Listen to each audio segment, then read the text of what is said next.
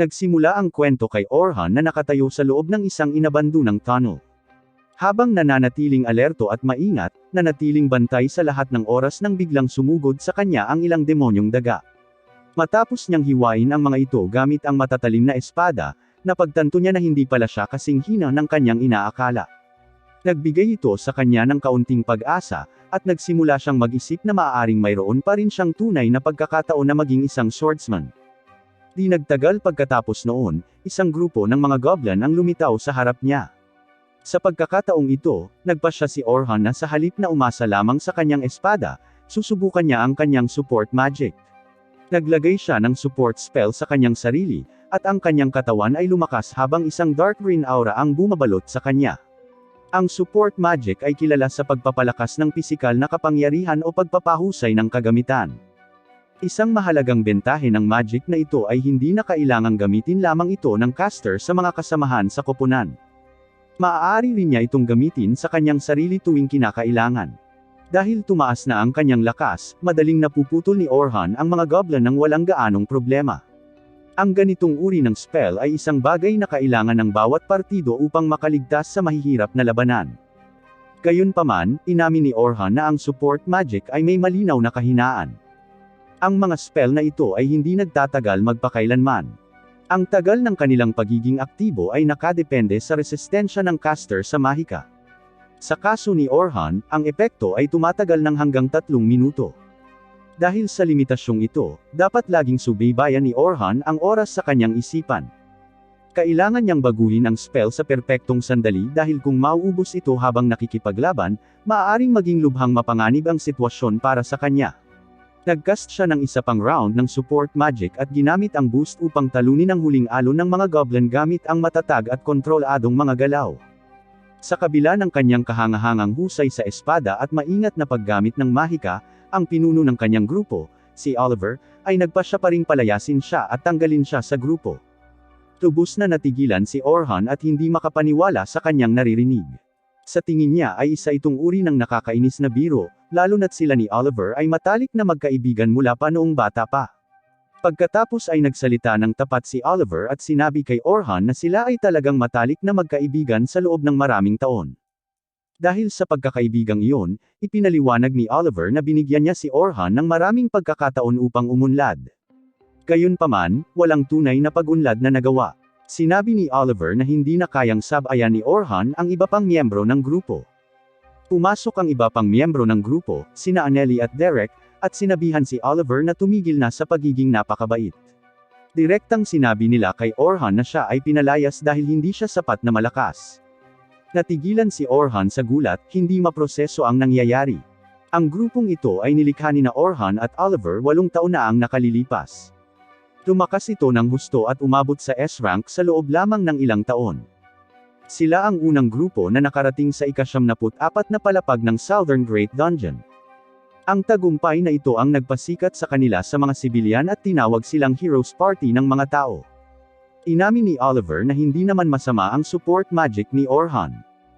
Gayunpaman, sa kanilang huling pagsalakay, nakita nila ang kapangyarihan ng mga enchanter mula sa ibang grupo.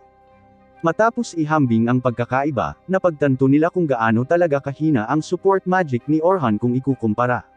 Ipinaalala sa kanila ni Orhan na isa siyang swordsman, kaya hindi naman talaga siya dapat mag-focus sa support magic. Biglang sinigawan ni Derek si Orhan at sinabihan itong tumahimik at aminin na lang ang katotohanan na nagpalit lang siya ng papel dahil mas magaling si Oliver sa paggamit ng espada kaysa sa kanya. Sinabi ni Orhan na hindi iyon totoo. Ipinaliwanag niya na kailangan ng grupo ng isang enchanter, kaya siya mismo ang kumuha ng papel na iyon dahil siya ang may pinakamaraming talento para dito. Gumawa pa nga siya ng sarili niyang mahika para pagtakpan ang kanyang mga kahinaan. Iyon ang marahil dahilan kung bakit sila nakaligtas, kahit sa pinakamalalim na palapag ng dungeon.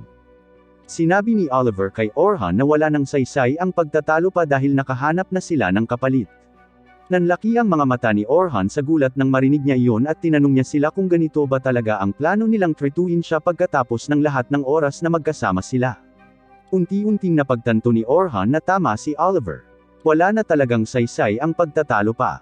Kaya't pinanghawakan niya ang kaunting pride na natitira sa kanya at naglakad na lang palayo. Habang paalis siya, tinawag siya ni Anneli at sinabing ang isang taong katulad niya ay tinatawag ng mga tao na isang jack of all trades. Halos lahat ng bagay ay kaya niyang gawin, ngunit hindi siya kailanman tunay na mahusay sa alinman sa mga ito. Naalala ni Orhan ang mga salitang iyon habang siya ay nasa tunnel at naniniwala pa rin na sapat ang kanyang kakayahang umangkop upang maging isang eskrimador at enchanter. At nang nagawa na niya sa wakas, wala nang maglalakas loob na tawagin siyang isang jack of all trades muli.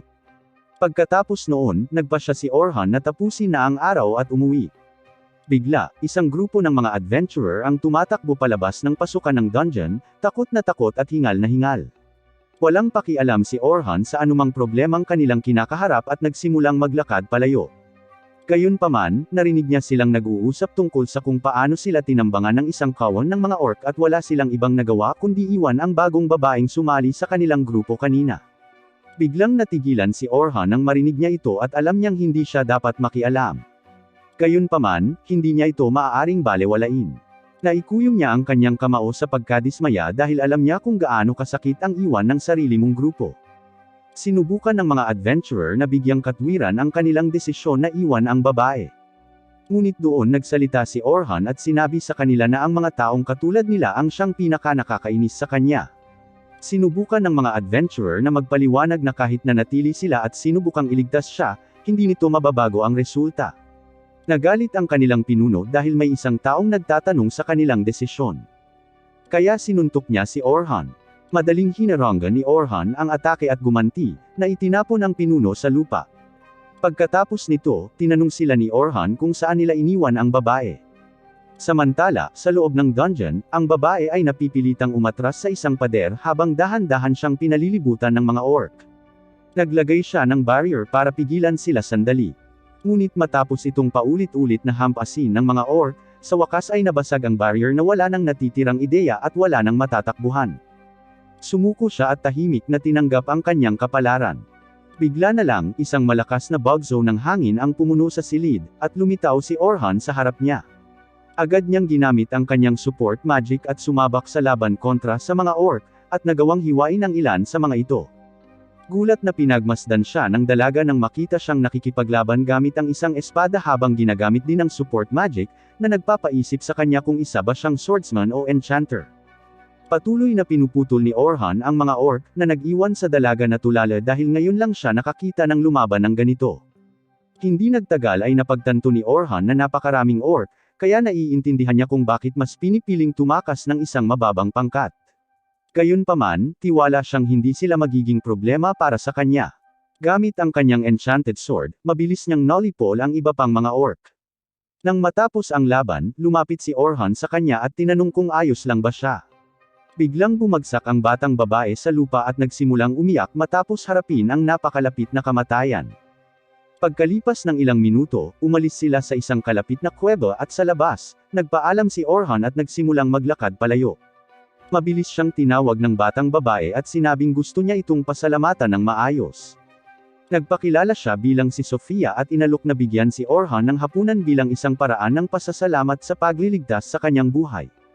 Tumanggi si Orhan noong una, sinabing hindi niya ito iniligtas para lamang makatanggap ng pasasalamat. Pagkatapos ay binigyan siya ni Sofia ng isang pares ng puppy dog eyes, at hindi makatanggi si Orhan. Kaya pumayag siyang kumain kasama niya.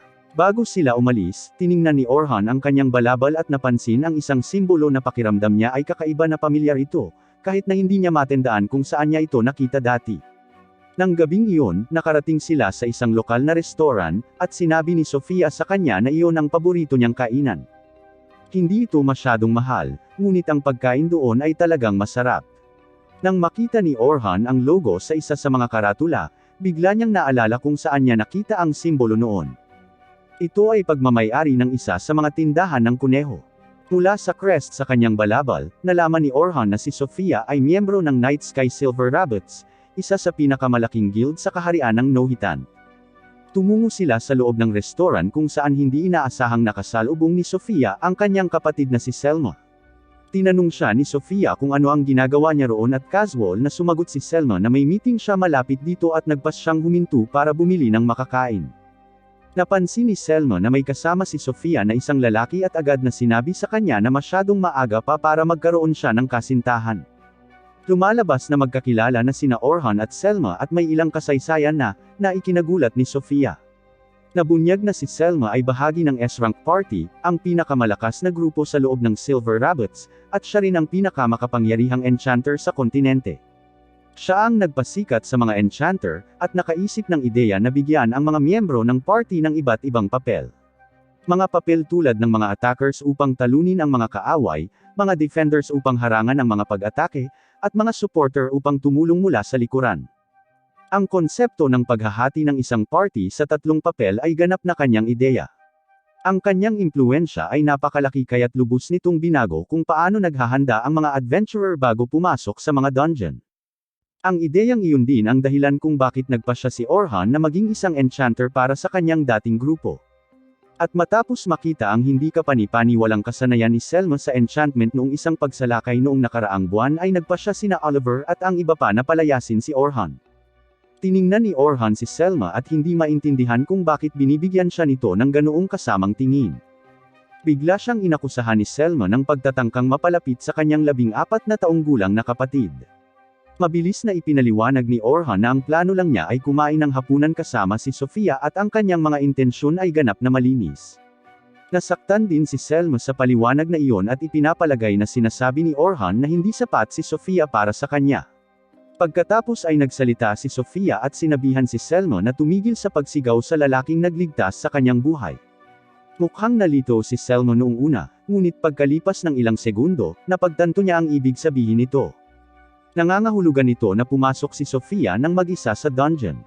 Humingi ng tawad si Sofia sa paggawa nito at sinabing labis siyang nag-aalala tungkol dito. Nang marinig ito, naunawaan na ngayon ni Orhan na si Sofia ay ginalugad ang dungeon nang wala ang kanyang angkan sa buong oras. Nang makitang hindi nasaktan si Sofia, nagpasya si Selma na wala nang saysay na pag-alitan pa siya. Nagpasalamat si Selma kay Orhan sa pagliligtas sa buhay ng kanyang kapatid at humingi ng tawad sa kung gaano siya kabastos kanina. Pagkatapos noon, umupo silang tatlo upang kumain ng hapunan at mag-usap. Hindi pa rin maintindihan ni Sofia kung paano magkakilala sina Orhan at Selma. Kaya ipinaliwanag niya na nagkakilala sila noong pagsalakay noong nakaraang buwan. Noong panahong iyon, pareho silang mga enchanter at nakatalaga sa iisang unit. Dahil mas mataas ang ranggo ni Selma kaysa sa kanya, siya ang namamahala at sinuportahan siya ni Orhan sa misyon. Nagulat si Selma na hindi alam ni Sofia kung sino si Orhan dahil miyembro ito ng kilalang-kilalang grupo ng mga bayani. Napasinghap si Sofia sa gulat nang marinig ito at agad na sinimulang tretuhin si Orhan ng mas formal. Mabilis na sinabi ni Orhan sa kanila na wala na siya sa grupo ng mga bayani dahil naghiwalay na sila ng landas. Nagulat si Selma na pinakawalan ng grupo ng mga bayani ang isang mahusay na enchanter. Pagkatapos ay tinanong niya si Orhan kung nangangahulugan ba iyon na malaya na siya ngayon. Ipinapalagay ni Orhan na yayayain niya itong sumali sa Silver Rabbits. Kaya bago pa niya matapos ang kanyang pangungusap, tinanggihan siya nito at sinabing wala siyang planong sumali sa anumang grupo anumang oras sa lalong madaling panahon. Sinabi sa kanya ni Selma na mali ang kanyang ideya dahil hindi niya sinusubukang i-recruit siya. Sa halip, gusto niyang si Orhan ang gumanap bilang isa sa mga tutor para sa isang ekspedisyon sa pagtuturo na magaganap bukas. Ang kanyang tungkulin ay tumulong sa pagsasanay ng isang grupo ng mga bagong recruit. Ang plano ay para sa mga adventurer na A-rank, pataas ang gag-abay sa mga bagong recruit, at gugugulin nila ang susunod na 3 araw sa pagbaba sa 50 palapag papunta sa Southern Great Dungeon. Nakakagulat ito para kay Orhan dahil kahit ang mga nangungunang adventurer ay karaniwang inaabot ng 6 na buwan hanggang 1 taon para maabot ang lalim na iyon. Inamin ni Selma na magiging mahirap ito, ngunit sinabi niyang hindi ito imposible kung tatahakin nila ang pinakamaikling ruta. Bukod pa riyan, mariing itinutulak ito ng kanilang mga sponsor ng clan. Napagtanto ni Orhan na ang plano ay sapat na mapanganib kaya maaari sana nilang tanggihan ang mga sponsor kung gugustuhin nila. Kaya, pinaghihinalaan niya na may isa pang dahilan. Pagkatapos mag-isip sandali, agad niya itong naunawaan. Kung ang mga bagong recruit na hindi man lang kayang talunin ang isang floor boss ay papayagang maabot ang mas malalalim na palapag, ang buong clan ay lalakas ng mas malakas. Nagulat si Selma na naunawaan ito ni Orhan nang napakadali kahit na may kaunting impormasyon. Napagtanto niya na mas matalas ito kaysa sa inaasahan niya. Sa dungeon, dapat talunin ng mga adventurer ang isang floor boss na lumilitaw bawat 10 palapag upang magpatuloy sa mas malalim na palapag. Normal lang para sa mga bagong recruit na masugatan o mamatay sa mga laban na ito.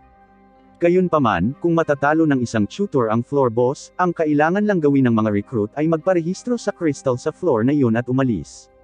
Dahil dito, kailangan ng clan ng pinakamaraming malalakas na tutor hanggat maaari, kaya naman gusto nilang sumama si Orhan sa kanila.